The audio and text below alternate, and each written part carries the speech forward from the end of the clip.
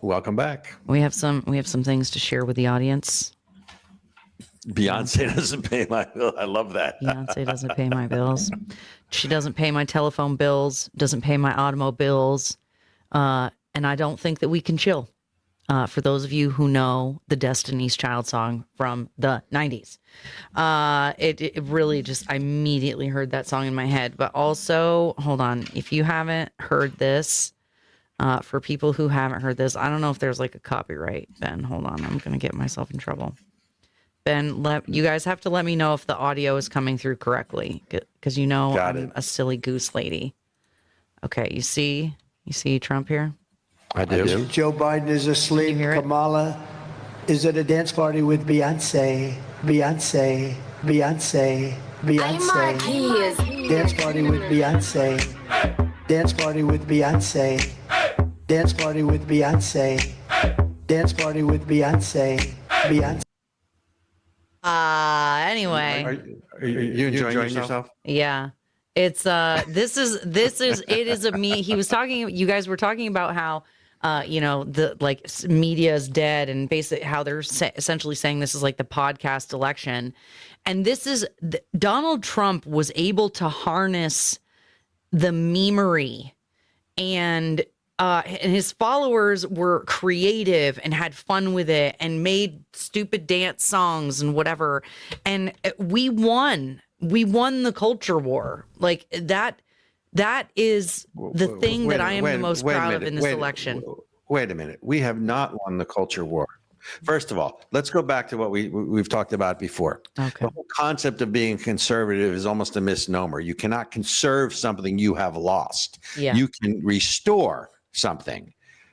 Donald Trump's winning this election gives us the opportunity to, let's call it, recenter or rebalance the political spectrum. Yes. And rebalance sort of the culture in America and take back or restore certain fundamental or foundational principles. Yeah. Right.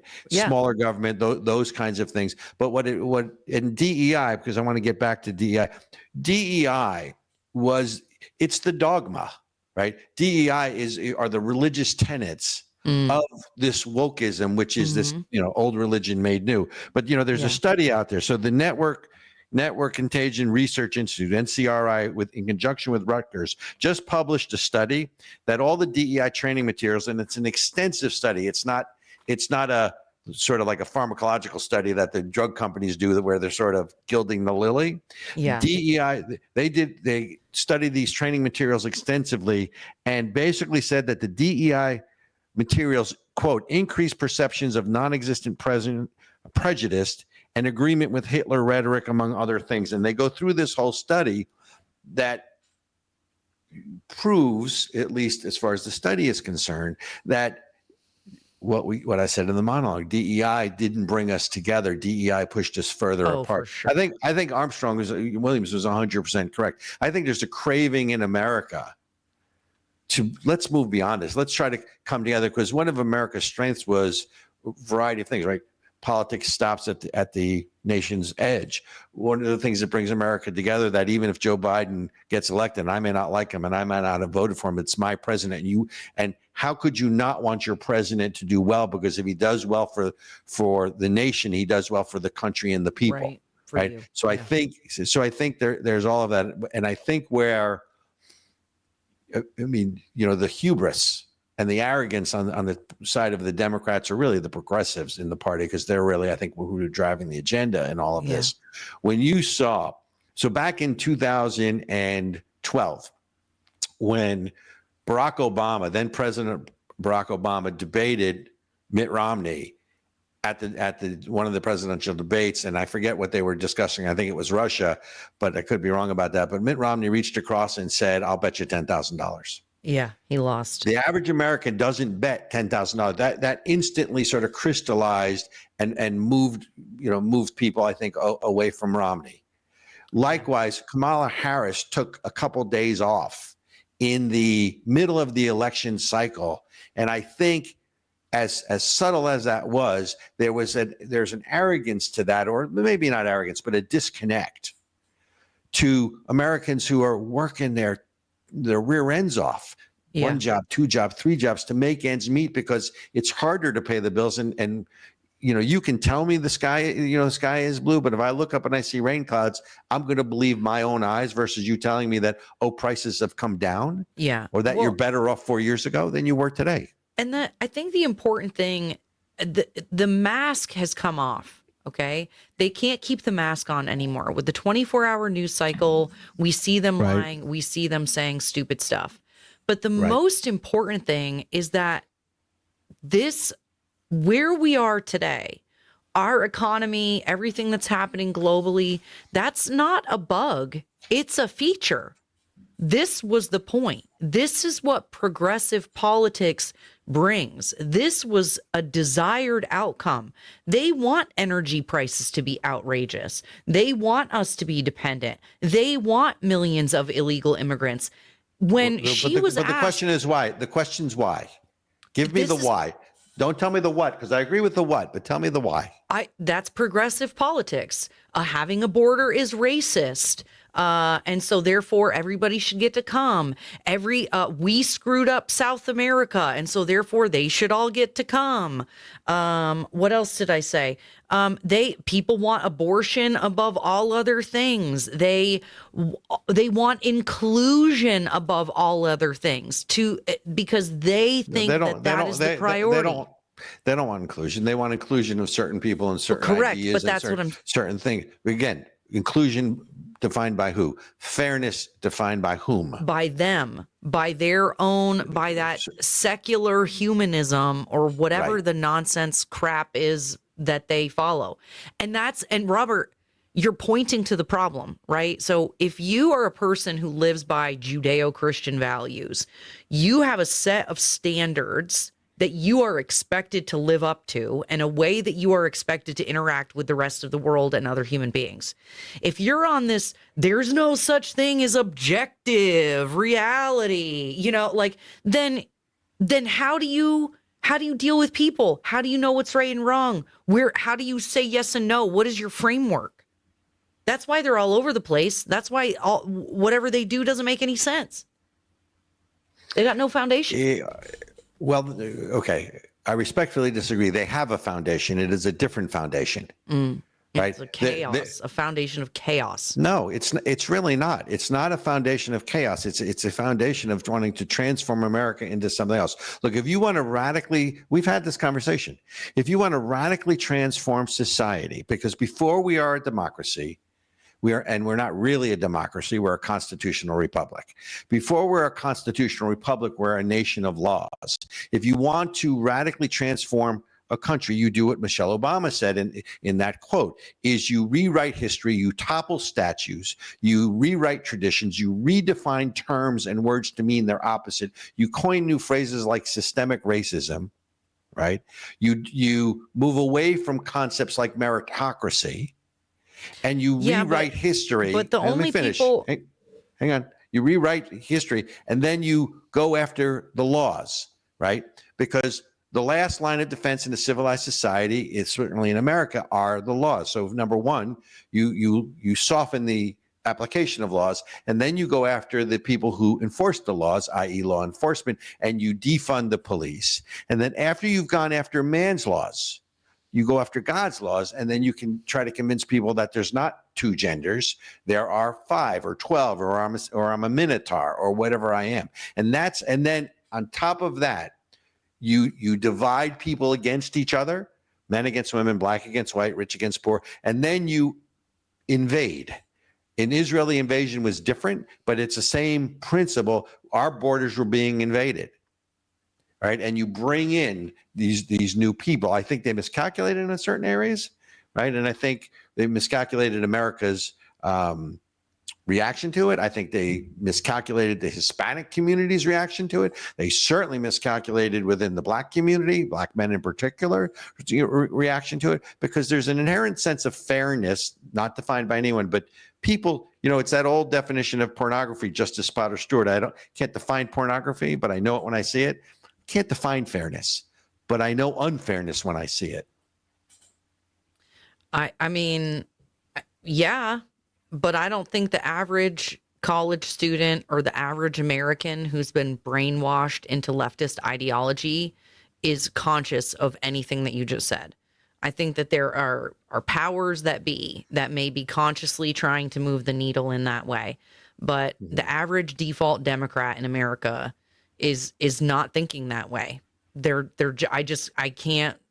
Well, they may not be thinking, but they're reacting. Look, Donald Trump won a clear majority. And as we talked about on the show, it wasn't even close. I mean, we predicted 4 or 5 months ago, it's not even going to be close here. Right. Yeah. And everyone, you thought we were crazy, or at least I was crazy. Right. So, but whether they're cognitive of sort of those forces at play, I think there's an inherent sense of fairness and frankly, an inherent sense of wanting to come together. I think Armstrong Williams is 100% correct. I mean, to try to divide people at Thanksgiving dinner within a family on the way they voted is the height of division. I mean, we can disagree. But that's what they've been doing. That's all they do, right? Like, Well, that's it. And That's but here, intentional. And again, Robert, if we're Nazis, why would they come to Thanksgiving dinner with us? They have been told for the last 8 years that Donald Trump and all of his supporters are Nazis. The natural outcome is that people will not want to be with their family. Well, I mean, it is the point. Again, this is a feature, not a bug. This is intentional. I don't disagree with the intent. I disagree with the effect of it, because I believe, look, everything runs its course. And I think DEI and wokeism and Me Too and safe spaces and all, CRT and all of those things that were foisted upon us through this lens of wokeism as being righting the historical wrongs. And again, let's remember something. Justice is always rear facing. You're looking to right a wrong in the past. Freedom is always forward facing, right? And you have to tolerate a little injustice, frankly, to maximize freedom. That's you can go back to Ben Franklin and others. But I think it's run its course. And what they didn't count on was not that what they weren't doing was intentional, but they didn't count on the fact that that Americans may not be informed as much as they should be, but they're not stupid. Yeah. And you can't, and I think they were counting on sort of what I would call the lemurs or the sheep theory, the lemmings. Thank you. Right. I don't think so. So look, I'm cautiously optimistic. As I talked about a couple shows ago, I think Donald Trump has 18 months to affect change, because then you're back in the midterms. And as Armstrong pointed out, he's term limited. Yeah. And if anybody thinks that the resistance, even though they haven't really gelled yet and come back together like they did in his first term, they're going to oppose him at every step of the way, at every place they can. And I'm deeply concerned about the fact that very effective governors and legislators are being removed from their current positions. That means we're going to go 18 months, maybe with some seats not being filled because of special elections and special appointments and things like that.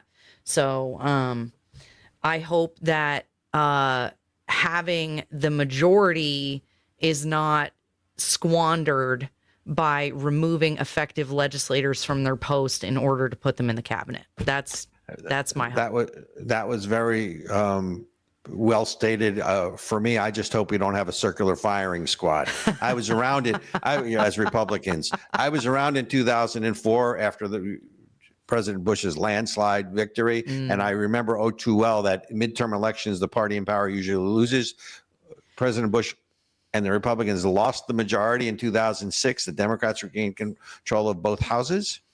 And then the recession came in 2008, housing crisis. We can argue as to what brought that about. I certainly have my opinions, but I got it. So I do believe it's time to wish everyone a happy Thanksgiving. We have so much to be thankful for. I want to thank you. I want to thank Ben. I want to thank everyone else of the People staff in our social media. I want to thank Maria Bordenaro. I want to thank Victoria Chernin. I want to thank Jay Shepard. I want to thank Lori Feynman. I want to thank Tracy Miller. I want to thank everyone who makes this a reality and possible all the time. And I'm sure I left out some people. So if I missed anybody, Ericka, fill it in and take us home. I think you got everybody. Thank you. Thank you too.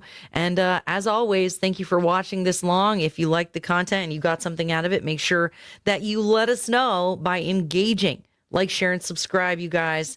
And we'll see you next week. And next week we have a special guest host, Jay the Shepherd. Is going to be co-hosting with me, as Robert decided he just feels like taking the week off. He's like, I'm out of here. Because I'm impotent. I'm impotent. So Jay the Right. Shepherd is going to be my co-host, and we're going to have Harrison Smith from American Journal on, which, if you guys don't know, American Journal is on InfoWars. So we're going to be talking about what's going on over at InfoWars, that crazy sale being blocked by the judge, and all the nutso stuff. So join us next week for our talk with Harrison Smith. And folks, remember, don't fight with your family over Thanksgiving. Family first, right? There's so much family fights, right? But family doesn't leave. Don't let politics get in the way of a good Thanksgiving, because we do have so much to be thankful for. Amen.